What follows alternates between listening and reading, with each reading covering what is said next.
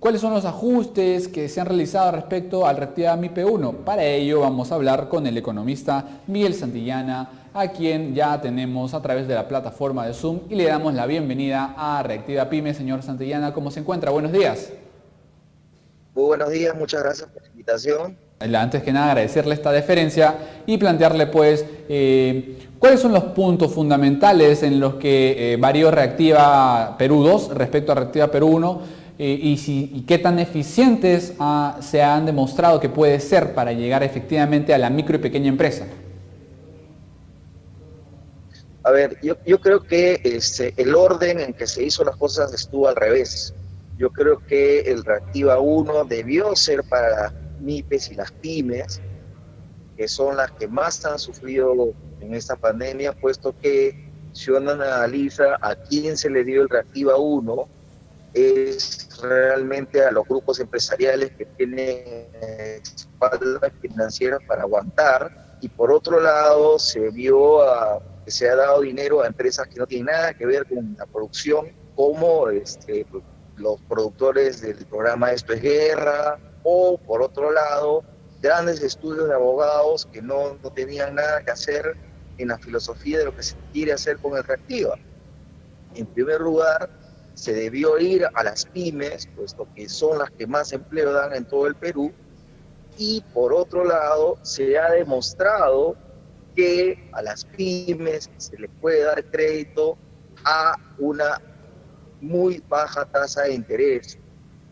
Ustedes, dentro del mercado financiero, jamás tienen tasas de interés de 8 a 10% como se le da a las grandes empresas, y eso, con las subastas que estaba haciendo el Banco Central de Reserva, se ha demostrado que a ustedes sí se puede llegar con bajas tasas de interés.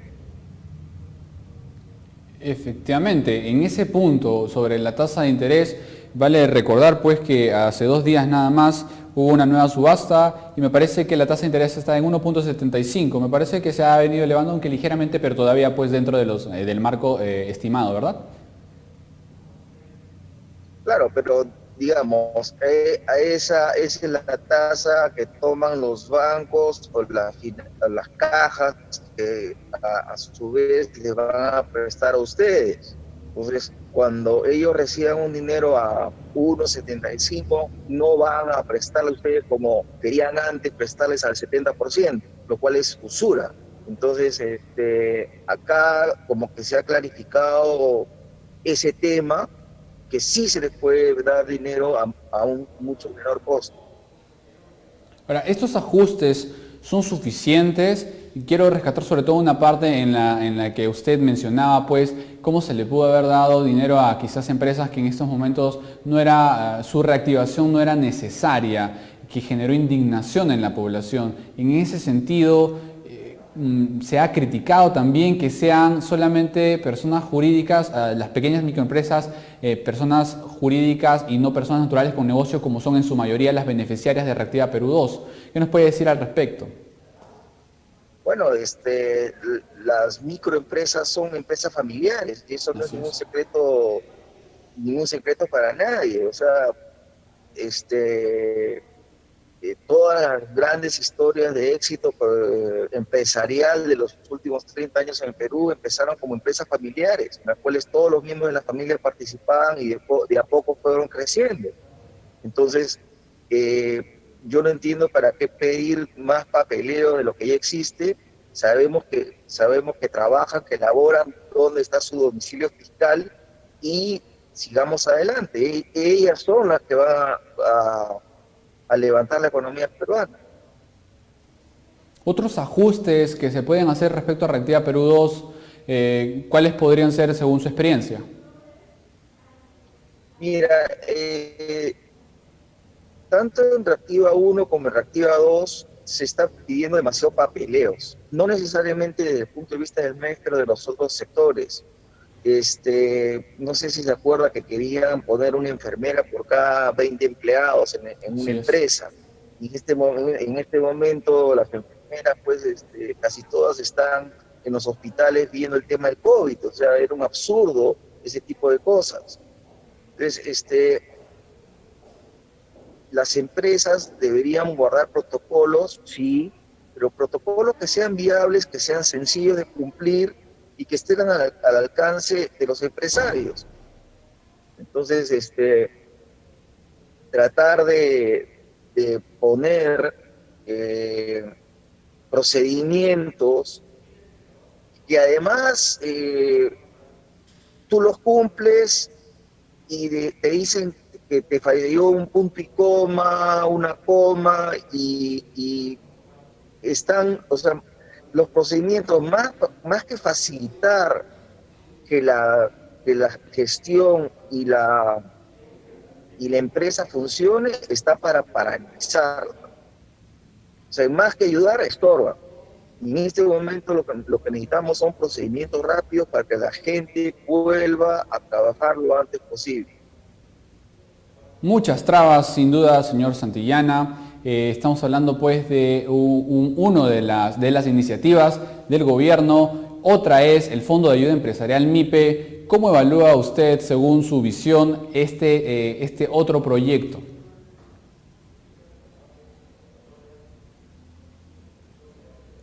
Señor Santillana. El Fondo Empresarial MIPE, o sea, va a quedar claro para todos que hay ciertos sectores que no se van a recuperar o su recuperación va a ser en el mediano y largo plazo. Eso yo haría que una evaluación con los gremios empresariales de ustedes, las pymes, MIPES, para darnos cuenta a qué sectores deberías poner el dinero primero antes que otros. O sea, no todos los sectores van a sobrevivir. Ejemplo, el turismo para que vuelva a ser lo que era, va a pasar 2 años. Entonces, ¿qué vas a hacer dándole plata a un pequeño hostal que no va a recibir gente en 18 meses? Entonces tú tienes que ver qué sectores van a resurgir. El sector textil, por supuesto, el sector textil sí tiene posibilidades de salida. Otros sectores pequeños que sí tienen posibilidades de salida, restaurantes pequeños de barrio sí pueden salir. Algo de metalmecánica. Entonces, ese tipo de cosas sí te permiten definir hacia dónde poner el dinero y que tengas mayor posibilidad de éxito. Tomando como referencia lo que usted dice, ¿qué otros sectores pudieron haberse priorizado para estos fondos de ayuda, no?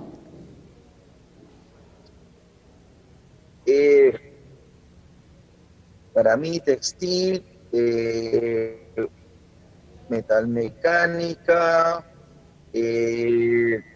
todo lo que sea reparaciones de automotores, todo el tema eléctrico, por ahí la veo.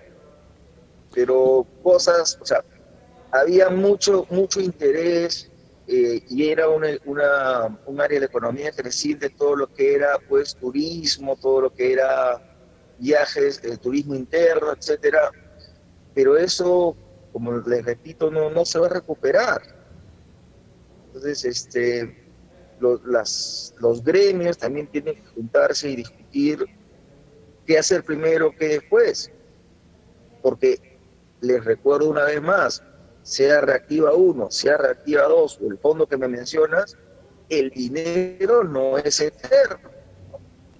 Va a llegar un punto en que ya el gobierno no va a poder dar subsidio para el transporte, para la luz, etcétera. En ese momento pues vamos a realmente a ver las consecuencias que nos deja este COVID-19 que nos ha venido a golpear realmente muy duro. Ya hay empresas que a nivel mundial que vienen pues cayendo por este tema. En ese sentido me gustaría que enfaticemos, ya habiendo repasado estos errores o habiendo identificado las deficiencias en estos proyectos, ¿cómo podría ser un Reactiva Perú 3? Pensando pues en que todavía le queda aliento al Estado para mover este tipo de iniciativas. A ver, yo no creo que la caja fiscal aguante un Reactiva 3.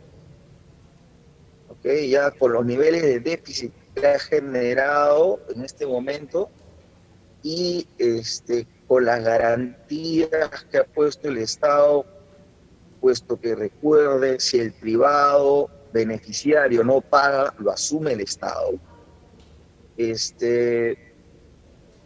La caja fiscal no da para un Reactiva 3. Entonces, por eso te decía que teníamos que desde el comienzo optimizar los recursos para saber a dónde los poníamos. Porque el dinero no es eterno. O sea, ya los niveles de déficit fiscal que llega a 15%, ya va a hacer que el Estado peruano tenga en duda sus calificaciones de riesgo ante las calificadoras de riesgo internacional. Te recuerdo que la deuda en soles bajó una categoría, pero si ya tienes niveles de deuda externa por encima del 30% y déficit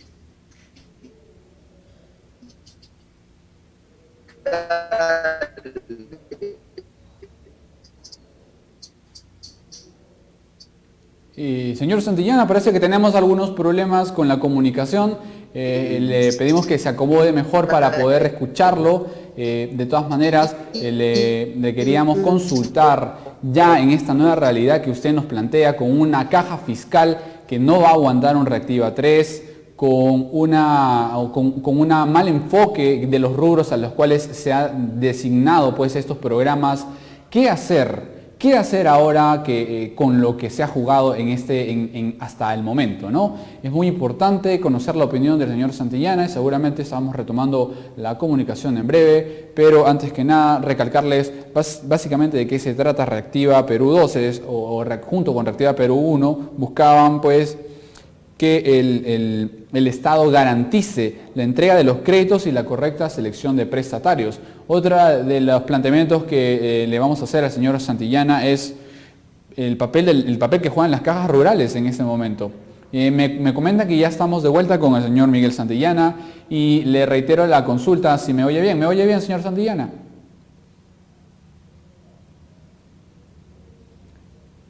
Señor Santillana, ¿me oye bien? Le replanteo sí. la pregunta. Sí. Ya con esta realidad sí, que le usted... escucho y lo veo. Perfectamente. ¿Aló? Sí, yo también lo escucho. La realidad que usted nos plantea con una caja fiscal que ya no da más para dar estos bonos, estos apoyos crediticios.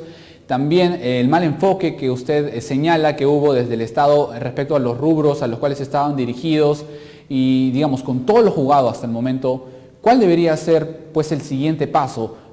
¿Qué es lo que debería hacer desde todos los rincones del país, los microempresarios?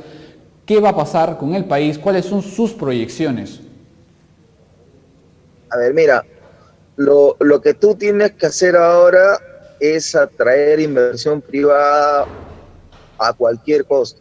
O sea, lo único que va a sacar adelante al país va a ser inversión privada y de magnitud. Ese tipo de inversión privada está en industrias extractivas. O sea, inversiones de 1.000, 2.000, 3.000, 4.000 millones de dólares solo vienen por industrias extractivas. Lo bueno de las industrias extractivas es que se encadenan a proveedores nacionales. Entonces, si en el año 1990 hacer una mina en el Perú, el 100% de todo lo que necesitabas para construir una mina lo traían de afuera, logramos hacia el final del año pasado que entre un 65 y un 70% de lo que se necesita para construir una mina sea peruano. Entonces, eso permitía eslabonamientos hacia empresas medianas y pequeñas peruanas que proveían a las empresas que construían estas minas, por ejemplo. Entonces, tú necesitas grandes inversiones que a su vez se encadenen con pequeños y medianos productores nacionales. Es la única forma, porque solamente pyme, por ahí, por más que tú les hagas la recomendación de un modelo de negocios que te he escuchado, de su participación en la internet, con eso no basta. Tú necesitas inversión privada en volumen, gran inversión privada. Y por otro lado, lo que también tiene que ser consciente todo el mundo pyme es que la destrucción de empleo ha generado o va a generar más una disminución de demanda. Así es. Una disminución de demanda tremenda. Entonces,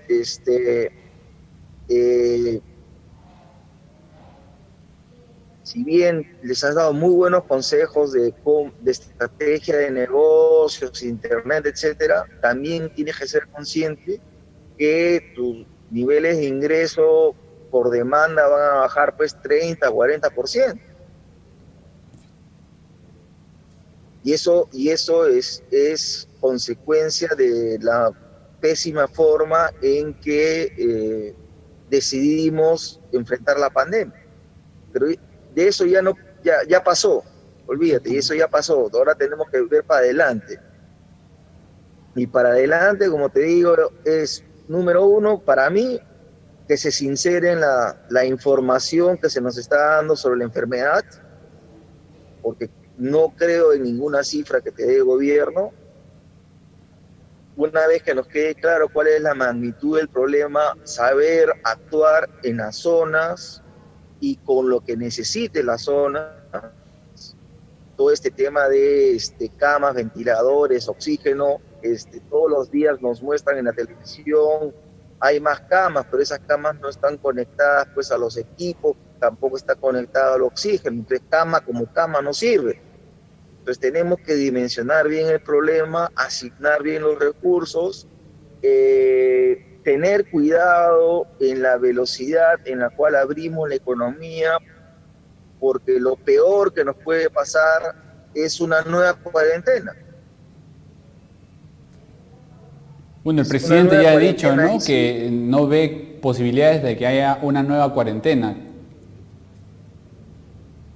Es que eso lo va a definir el nivel de contagios y el nivel en la cual la enfermedad nos va a atacar. O sea, no tiene sentido que todos vayamos, o sea, entiendo que todo el mundo tiene que sobrevivir día a día, la cosa está muy difícil, pero exponer a las personas a juntarse para volver a sus casas y contagiar a los que están en sus casas es un riesgo muy grande. Entonces, si no sabemos bien la información de la enfermedad, cómo evoluciona, dónde está y cómo desde el Estado, con la ayuda de los privados, me parece increíble que hace creo que 3, 4 semanas se nos anunció un acuerdo con las clínicas privadas que hasta ahora no sale. O sea, nos hacen anuncios que no se cumplen. Entonces, por eso te digo, sinceremos las cosas. Sinceremos la economía. O sea, como tú me estás diciendo, una reactiva 3, que salga de una vez el Ministerio de Economía y diga, señores, no alcanza para un reactiva 3, no, sáquense eso de la cabeza. Yo creo que es responsabilidad de un buen líder ser transparente y decir la verdad. Y una vez que tengamos la verdad, muy bien, tomamos las decisiones. Muy importante lo que usted señala, señor Santillana. Ya lo ha escuchado el pequeño, el mediano empresario. Una vez más, para reiterar, ¿cuáles podrían ser las salidas desde la empresa ya para poder reactivar efectivamente? Porque muchos señalan pues que más que reactivar estamos en un momento de contención. En ese sentido, sus consejos son bastante útiles. Queremos escuchar sus palabras hacia el microempresario, hacia el emprendedor, hacia aquella persona que quizás está en vías de formalización, porque se habla pues del peligro de retornar de que todo lo avanzado en la formalización se retrotraiga. Entonces, nuevamente invocarle un pronunciamiento hacia los pequeños empresarios. Mira, como nunca está la oportunidad de que el Estado vuelva a ser soberano. ¿Qué quiero decir con esto? Nosotros estamos casi 30 años con la constitución del señor Fujimori, o lo que se hizo en la época del señor Fujimori, cuyo capítulo económico ha sido muy importante para la reactivación de la economía peruana, y hay toda una generación que ha vivido mucho mejor que las generaciones de sus padres y sus abuelos. Pero el problema que ha habido, y te lo pueden decir los mismos miembros de tu gremio, las pymes, es que la economía peruana no es una economía de libre mercado, es una economía de oligopolios. Entonces el Estado no ha defendido la economía de mercado al permitir los oligopolios en bancos, en proveedores de energía, o sea, todo lo que tengamos al frente, supuestamente se puso supervisoras para que exista la competencia. Y esas supervisoras a nosotros los consumidores nos han traicionado. Compare usted tarifas de internet, teléfono, tarifa eléctrica con el resto de nuestros países vecinos, y en promedio estamos por encima. Y eso no debería ser así. ¿Nos podría pasar lo que pasó en Chile de repente? Que por eso te digo, la economía de mercado que debió ser defendida desde el Estado, con sus supervisoras, con Indecopi, no se ha defendido. Entonces, ¿cuántos de tus miembros de PYME saben que no pueden competir en diversos mercados porque hay oligopolio? Entonces, eso el Estado peruano tiene que entrar con fuerza y ponerse de acuerdo con estos grupos empresariales, que la cosa no puede seguir así. O sea, para que ustedes experimenten la tasa de interés que les cobran, es que hay un oligopolio de bancos. Y cuando vieron los bancos que era un buen negocio todo el tema de las cajas, ¿qué hicieron los bancos? ¿No se compraron las cajas? La recomendación entonces... ¿Tuvieron alta la tasa? Sí, la recomendación entonces para el pequeño y mediano empresario, ¿cuál sería brevemente para ya ir cerrando, señor Santillana? O sea, el pequeño y mediano van a tener que redefinir el tamaño de su demanda, sincerarse, y como siempre, innovar y hacer el doble del esfuerzo. O sea, por ahora es resistir, en unos meses ya nos va a quedar claro cómo se va a estabilizar la demanda y ver esa demanda sinceramente. O sea, yo no creo que, a ver, hay gente que ha innovado y ha hecho mascarillas y ha hecho estos protectores faciales, ese es un negocio que ha crecido, pero no todas las pymes se pueden dedicar a eso. Muy bien, entonces señores. tienes que ir dimensionando qué cosa en esta economía que va a estar en recesión. Esto, por si acaso, no es un año, ¿eh? Esto va a ser 2 a 3 años. Entonces, vean bien qué cosa es lo que demanda el mercado, y para eso ustedes siempre son muy atentos para cuáles son las demandas del mercado, incidir ahí. Muchísimas gracias, señor Santillana. Lo invitamos a seguir abordando estos temas tan importantes en este momento y nuevamente reiterarle el agradecimiento. Mire, encantado de apoyar a todo el movimiento PYME, porque de eso se sustenta la economía de mercado. Ustedes sí son una economía de mercado, ustedes sí compiten. En cambio los otros, o sea, en ninguna parte del mundo se aceptaría que un grupo económico tenga del 80 al 90% de las farmacias de un país. Así es, ya lo han escuchado muy Eso, claro. eso, como te digo, es recuperar soberanía del Estado. Un Estado no puede aguantar esto. Y por si acaso lo que hablo no tiene nada que ver con socialismo, comunismo, nada por el estilo. Tiene que ver todo con economía y mercado. Y los recuerdo a los que nos escuchan, que hubo un presidente de Estados Unidos que se llamó Teddy Roosevelt, que se enfrentó, ¿para qué? Para que sea una economía de mercado. Muchísimas gracias, señor Santillana. Lo invitamos en una siguiente oportunidad a seguir charlando sobre estos temas.